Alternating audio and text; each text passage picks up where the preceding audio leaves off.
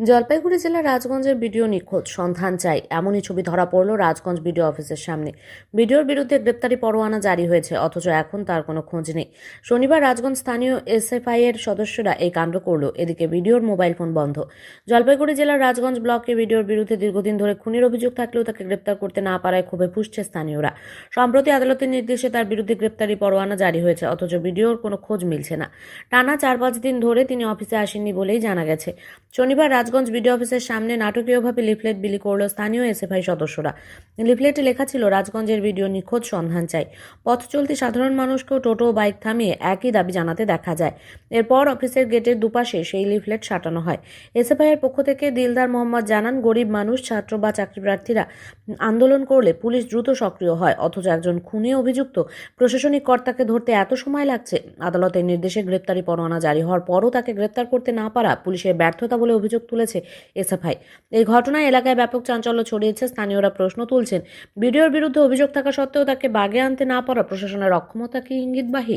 ইতিমধ্যে জানেন যে আমাদের রাজগঞ্জ বিডিও প্রশান্ত বর্মন, যিনি হচ্ছে সাদা খাতার বিডিও, এই অযোগ্যরা যখন চেয়ারে বসবে অযোগ্য কাজ করবে।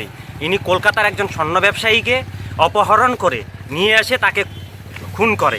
তারপর থেকে আমরা মহামান্য কোর্টের যে রায় দেখলাম, অবিলম্বে তাকে সিলিন্ডার করতে হবে। তারপর থেকে আমাদের এই প্রশাসন, আমরা যখন ছাত্ররা রাস্তায় আমাদের অধিকার নিয়ে রাস্তায় নামি, তখন এই প্রশাসন ব্যারিকেড দিয়ে ছাত্রদের রুখে দেয়। যখন যুবরা কাজের দাবিতে রাস্তায় নামে, তখন যুবদের পুলিশ প্রশাসন আটকায় দেয়। যখন কৃষকরা তাদের ন্যায্য ফসলের দাবিতে রাস্তায় নামে, তখন তারা আটকায় দেয়। আর এখন পুলিশ প্রশাসন প্রশান্ত বর্মনকে খুঁজেই পাচ্ছে না। এই পুলিশ আবার তৃণমূলের মারের ভয়ে টেবিলের তলায় লুকায় থাকে। তাই এই পুলিশের প্রতি আমাদের আস্থা নেই। এই জন্য ভারতের ছাত্র ফেডারেশন রাজগঞ্জ লোকাল কমিটির পক্ষ থেকে আমরা যতটুকু পারি প্রশাসনকে আমরা সহযোগিতা করতেছি। সেই জন্য আমরা বিভিন্ন জায়গায় পোস্টার লাগাইছি যে প্রশান্ত বর্মনের সন্ধান চাই। যদি সন্ধান কেউ পেয়ে থাকে তাহলে নিকটবর্তী প্রশাসনকে তারা জানাবে, এবং মানুষের মধ্যেও আমরা এই বার্তা ছড়িয়ে দিচ্ছি, যদি প্রশান্ত বর্মনকে কেউ দেখে থাকে তাহলে প্রশাসনকে তারা জানাবে, প্রশাসন তার মতে ব্যবস্থা নেবে। শোনা তো যায় যে এই প্রশান্ত বর্মনের সঙ্গে শাসক দলের একটা যোগাযোগ সেটা তো আছে। দেখুন, এই জন্যই তো যোগাযোগ আছেই বলেই তো সাদা খাতায় চাকরি আপনারা সকলেই জানেন। এখনো ইন্টারনেট গুগলে সার্চ করলে সাদা খাতায় বিডিও প্রশান্ত বর্মন। এই যে একটা ওদের ভালোবাসা, গোপনের ভালোবাসার ক্ষেত্রেই তো এর একটা, এর থেকে আর কি বলবো। তোমার নাম? আমার নাম দিলদার মোহাম্মদ, ভারতের ছাত্র ফেডারেশন জলপাইগুড়ি জেলা সহসভাপতি।